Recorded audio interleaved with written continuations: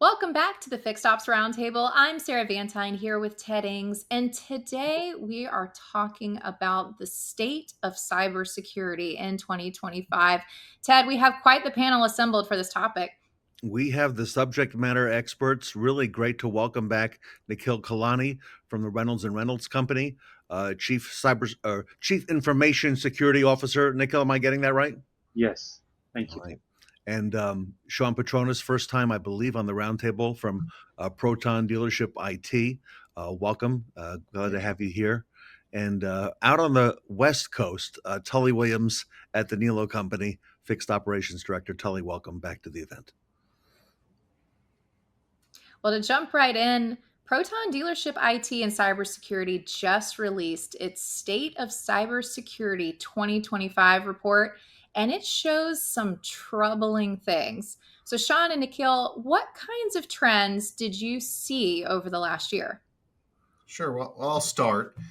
Since the big cyber event that happened last summer in our industry, we've seen, basically a spike since that point of all attacks taking place across all of our dealerships that we manage. So, while we had this average uh, threshold of attacks that we would see and help deter for our customers, during that June, we saw a big increase. And then year over year, month over month, it's just been getting worse and worse and worse. So even the lowest threshold that we've seen is about 8% above our average prior to that attack, right? So, and in some months, it's 200+% above that. So nothing has slowed down. So the big story here is if we look at the volume of attacks on dealerships in, let's say, April and May of last year, starting June in July, we saw volume go up about 250%. And it did drop a bit in the fall, and we'll come back to that in a moment because there might be some reasons we can figure out as to why it dropped a bit. But now it's right back up, same level as last summer, about 250% above April and May of 2024. So it's been a Yeah. substantial increase. Now we have a new baseline. Wow, fascinating. Tully, let me come over to you at the Nilo Company in retail. These are things you have to consider every day for your dealerships. What are your thoughts about this increase in attack activity? Scared to death. But you know what? You need great partners.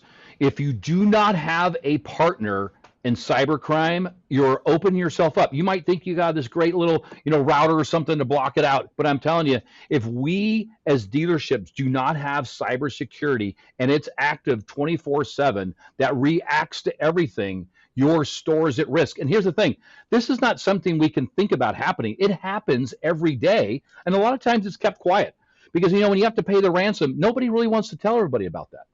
And really what makes this work is when you have a great partner like Reynolds and Reynolds, right? Two is that your employees have to understand how important cybersecurity is. And when you run tests against them, right, they know that we're running tests. So if you have a person that says yes to everything, hey, we don't need to do that anymore. There's training for that. But now your employees become some of your active people to help you. Hey, I got this weird email, and we send it off to IT, and next we can learn from it. But the goal is this is one of the most important things to protect your asset at your stores. I want to come back to something Nikhil said a minute ago. There was a short period in the fall of last year when attacks were up, but not nearly as much as they are now. So, Sean and Nikhil, what do you make of that? The bad guys physically are present in countries where they're not going to get in trouble. But every now and then, if the government has collected enough data about a particular ransomware operation, they might be able to perform a takedown activity on at least the technical parts of the operation. So we saw that in late summer last year, the FBI, DOJ, and in collaboration with other uh, you know, law enforcement agencies around the world, they collaborated and they were able to take down a pretty large ransomware actor. And my opinion is that that might have caused a bit of a lull because now these guys go quiet for a little while and then they regroup and then they're back in action. That's So right. so here we Now, are now at our new baseline. So we had a little dip, but it's back up. and likewise, not just the attackers getting broken up and then pulled back in together and forming new groups. There's vulnerabilities that these attackers, the soft underbelly of IT services that they take advantage of, or ways to trick, people to clicking on links, as Tully mentioned earlier. So they'll wait for a good opportunity and see how vulnerable they can get vulnerable dealerships into doing things they're not supposed to do. So what you'll see is this ebb and flow sometimes, and that's just it's natural in this progress of attacks of bad guys. But in those dealerships who don't have their security at top notch, or a higher chance of attack, for them.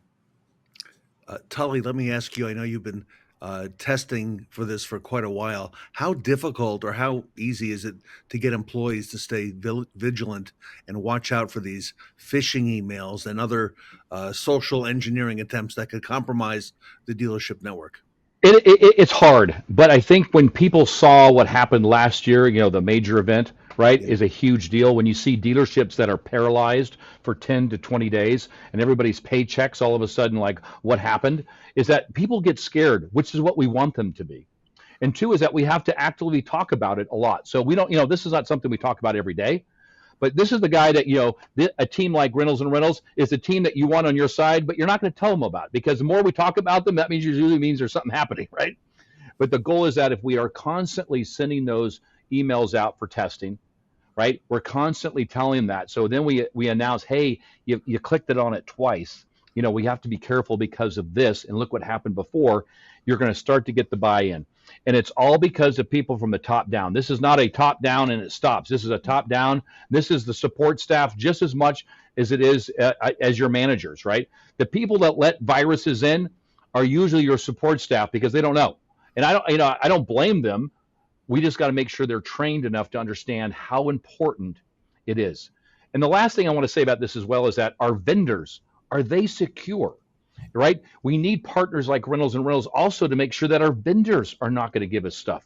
Like, you get a bad lead with a link in it or something. That's another way to sneak in. These guys are super smart, and we need super smarter people like Reynolds and Reynolds to make sure that it doesn't get in. I want to ask the whole group this question, because Tully, and you just brought this up, is that vigilance. And there's a lot of strategies that businesses do to reinforce that vigilance from as Tully said, your top down employees. So Tully, I'll come to you first. How do you enforce that vigilance at the Nilo company? Well, we send out random emails, and that is a constant thing that happens. That's not just for fun when we first sign up. This is something that goes on a regular basis. And then we talk about it. So when someone fails that test or passes that test, we need to talk about it. And two is that we have to say, hey, this store here is doing better than this store. And we have a little ranking. I love ranking. But the goal is that we're talking about it. I'm telling you, there's so many stores that you talk to. Cybersecurity is like, what is that Norton security on my computer? That doesn't work. So the goal is that, are you communicating with everybody and how important it is? And we want them also to help us make sure that we don't get blocked. So if you see an email that you don't think is right, forward it to IT so they can also put the block on it. So the whole goal is you've got to get everybody involved. This is not an easy task, because here's the deal. This is not a fun thing to talk about. But it can ruin your day forever. Sean and Nikhil, just to reiterate the point on reinforcing the vigilance, what other ways are people effectively doing that in organizations that you see? So I'll echo some of what Charlie said, because he's right on. Right? There has to be a culture of security established by the top of the business. When it's important to the senior leaders, then that's going to become important to the rest of the staff. So that's a prerequisite. The testing plan that has to be reinforced, it has to be strong, and the test emails have to be really good. There's all kinds of vendors out there providing these test emails, and you can find really weak ones, and it's plain to see this is just a test. It doesn't really train you. So quality really matters, and then the follow through on the reports, talking to the people if they fail, rewarding the ones who pass. So Tully is right on with all of those ideas.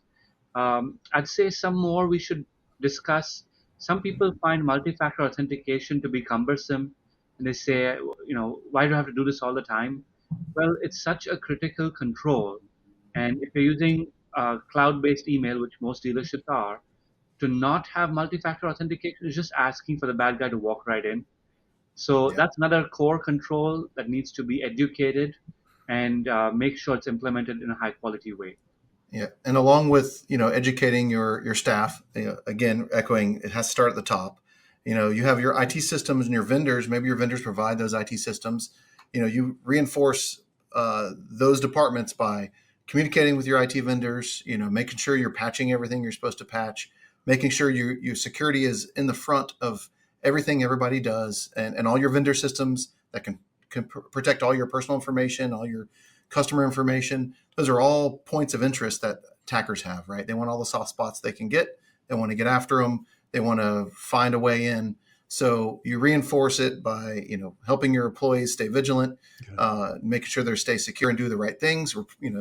Report what you need to report to your higher ups, and then making sure you have the technology and the vendors to help protect you, and making sure you're communicating with them.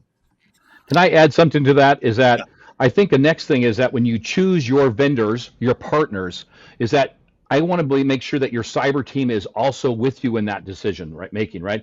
Is what we don't want is, hey, this is a great product, but they're 1960s technology and they're still on Windows 3.1. Okay, that doesn't work for us, right? So, it's kind of funny that you include your cyber team and you have your IT there, of course, but it's your cyber team to say, hey, these people aren't really secure. Their servers on a farm in the middle of, in Fiji, and you're like, whoa, wait a minute. It's super important to make sure that your cyber team's involved in all of your decision makings when you switch vendors. Yeah, I I have a think. question for Sean and Nikhil, if I can Sure. follow up on what Tully just said.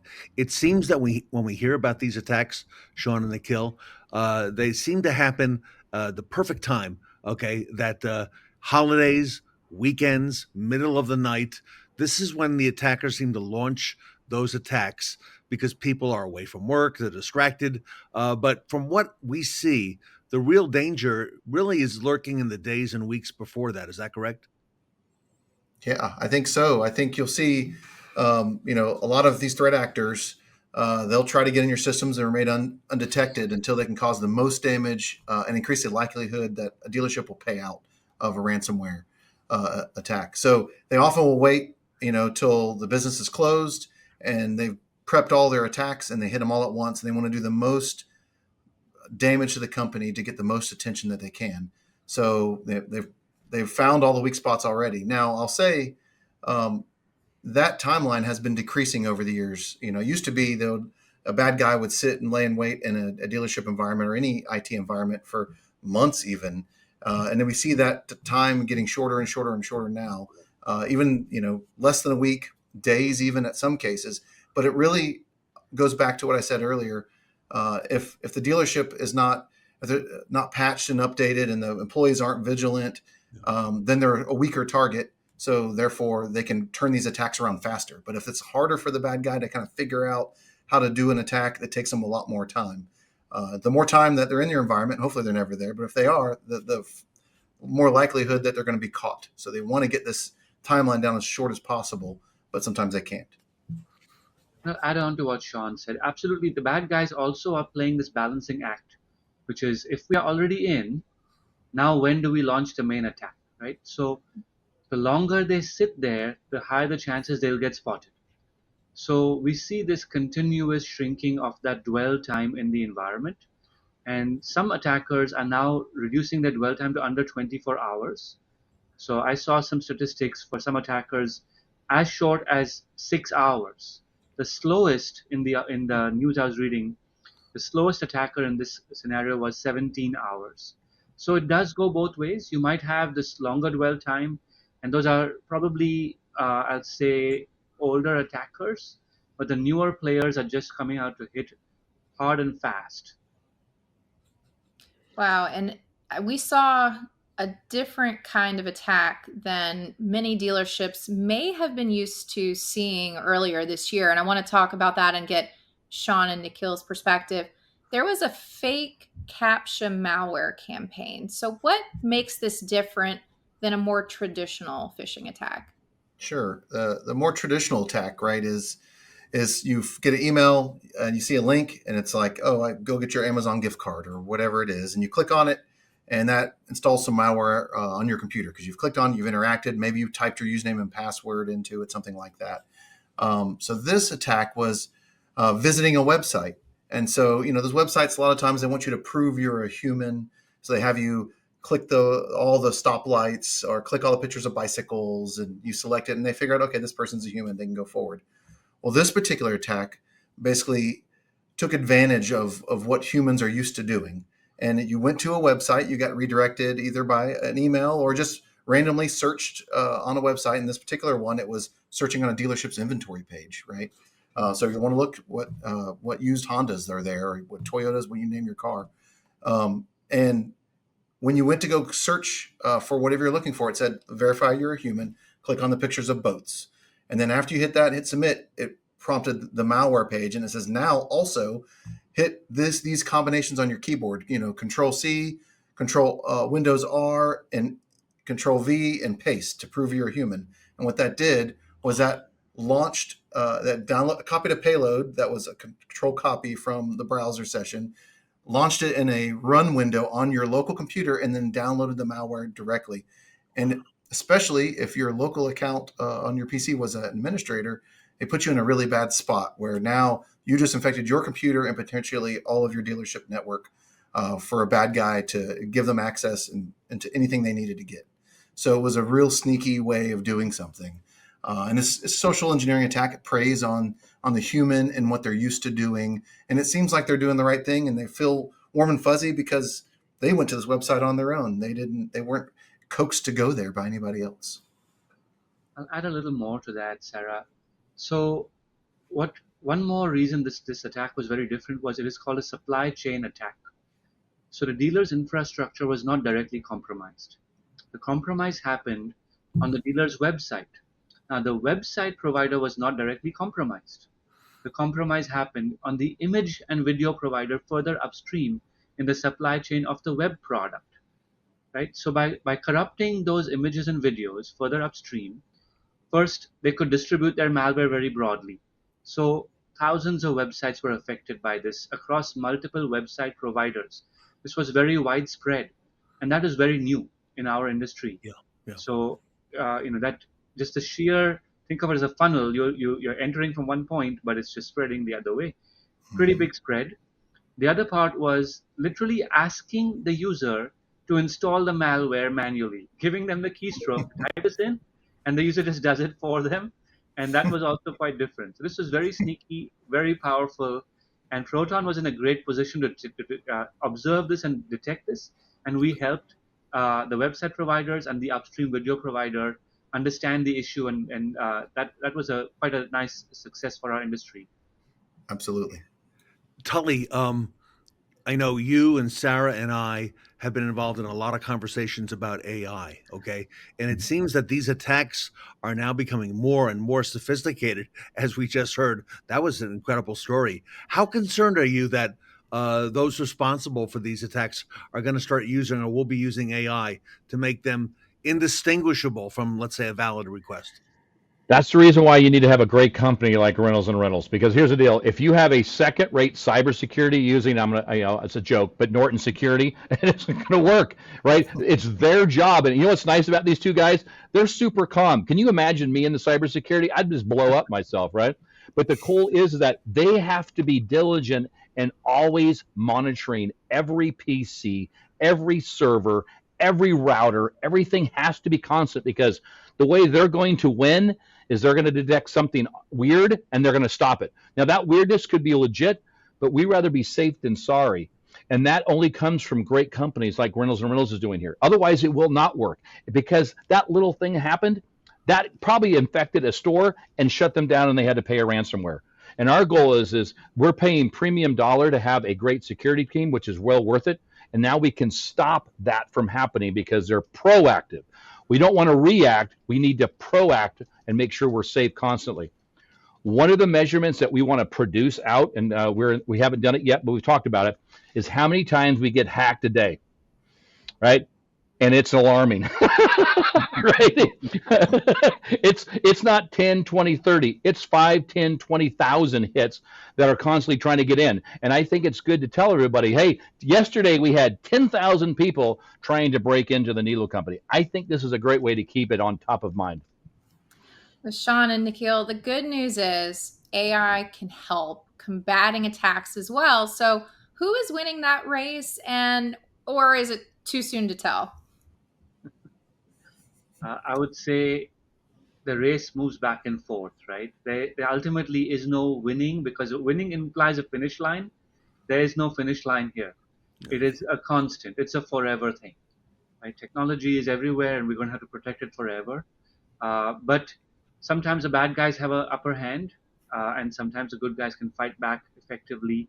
So our goal, it's impossible to say that we will eliminate every single attack, but here's what we can do. If the attack does start, right, if we couldn't stop it at the gate directly, and it does start, can we eliminate it in the first crucial moments of the attack? And so we've had very good success in saying, okay, the event happened, but it's a 15-minute event, and it's no biggie. Move on with your day, versus it blows up into a massive problem. So good tools, good people, the right processes, they really help. Make sure first stop as many as you can at the front door. If somebody does creep in, get them out as quickly as you possibly can. Sure. And I'll add, you know, bad guys are already starting to use AI. We've seen it in phishing campaigns. They're using it to generate email that looks super convincing. You know, back in the day, you might see these phishing emails that come in and you say spot the grammatical errors or the spelling errors, like, oh, somebody who doesn't know English as their first language, some North Korean or Russian is typing this.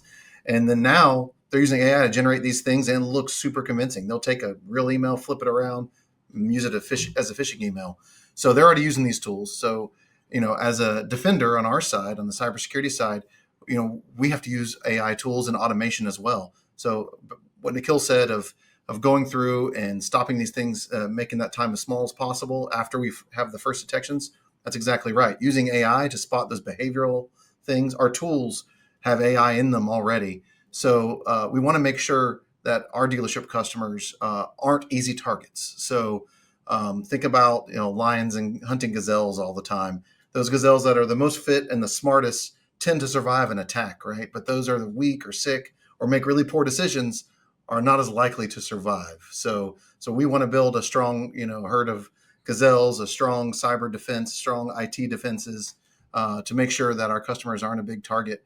And if they are a target, then they come away with a scratch and still live to sell another day. I'll add one more piece here. I spoke about the dwell time reducing. Right? Initially, it was about a month. Now, in some cases, down to less than a day. In those scenarios, the tools really matter. Right? You cannot rely on just the human response time, human analyst making a decision. The tools have to make a decision and execute it. And then the human being can follow up with that and say, was this the right decision? Was it a complete enough decision? So having AI in your toolkit is very important from the dwell time perspective. All right.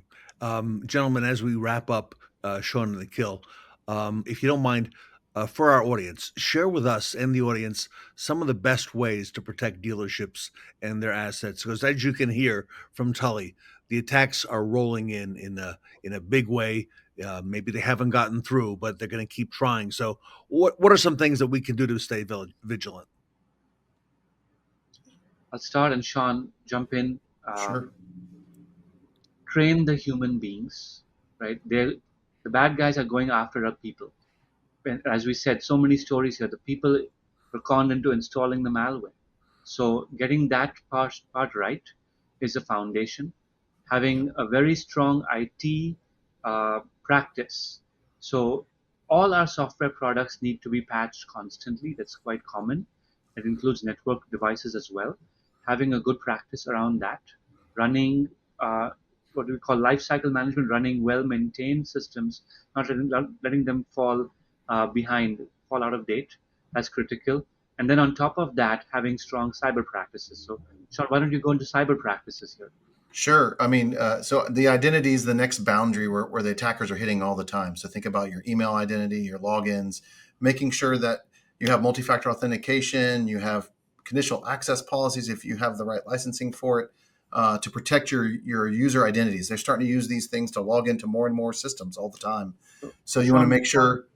Go ahead. what are conditional access policies? Yeah, so those are policies that we can build out that say, okay, if you're logging in from the dealership networks and you're Tully Williams, you're allowed to log in and only multi-factor authenticate once every 60 days. But if you're in New England and your dealerships are in Texas, maybe the first time that sees you log in from there, you have to multi-factor authenticate that time. So basically what that helps protect against is a bad guy stealing your login credentials and then hopefully not convincing you to give him his MFA code too, but giving you a nice different policy applied at your local premises versus remote. Or if you go on vacation, a vacation policy that says, you know what, every time I log in, I want to make sure Tully's using his MFA code to make sure while he's in Bermuda, he doesn't lose his phone and somebody's checking his email. So That happened to me, by the way, is that my phone was on a VPN, not in the country by accident, just so you said, and I got locked out in a matter of seconds. And then, of course, I blamed IT for everything, and they said, Tully, why are you logging in from blank country? And I'm going, what? But that's what we have to have, isn't it? It knew that I was Tully Williams, but it wasn't right. And out I went. I mean, it was seconds. Nothing happened. That's right. And on top of that, and you have a good quality, managed detection and response program, a cyber team that's there watching these alerts all the time and doing the investigations, because we can see the history of where Tully's logged in from and what states he's been, where he's moving. And so there's alerts that we create, and we use AI to help generate some of these alerts as well. And we're watching this 24/7, 365, right? So I don't know that everybody's IT guy can be the one to watch 24/7, 365 if they only got one IT person. It's just not possible. Plus, it's a different set of skills now with cybersecurity versus IT. They're two distinct teams that I think dealerships need to understand. And on top of that, I would say have an incident response and recovery plan ready to go. Make sure you've gone over it with your leadership. In the event that something does get further than it should, maybe you have a subpar cyber team and you need something to do. Let's go through and make sure we understand who to contact, what's the call tree, and how to get things started during a response. I think this really, really important for all dealerships to do that. I'd like to summarize what Sean just said and break it up into smaller components that are these bite-sized chunks we can really look at and manage nicely. We've already talked about teaching the people, so that's one piece to this. Next, protect your email, protect your identities, which is the login accounts, protect the devices, so your PCs, laptops, network devices, and your network. When you look at those different components of a security plan, it starts to become more cohesive and you don't miss little parts of it. Great information, everybody. Thank you so much. The State of Cybersecurity 2025 report is available now at Reynolds & Reynolds on the website at rayray.com. And for more information on how Proton Dealership IT can help protect you, visit protontex.com, protontex.com. What a great combination, Reynolds & Reynolds and Proton Dealership IT. The leaders in the industry. I want to thank Tully Williams from the Nilo Company for being with us today. Great information, Tully. Thank you. Nikhil Kalani, as always, thank you for all the great work that you do and for all the work that you're doing behind the scenes as well on behalf of dealers and protecting us. And Sean Petronas at Proton Dealership IT. Sarah, these are the best in the business, and we're very honored to have them with us here on the roundtable today. They are, Ted, and I'm looking forward. I know our audience will get a lot out of this and future segments at the roundtable. All right, everybody. Proton Dealership IT and Reynolds & Reynolds here with us today on the Fixed Ops Roundtable. Thank you, guys. Bye.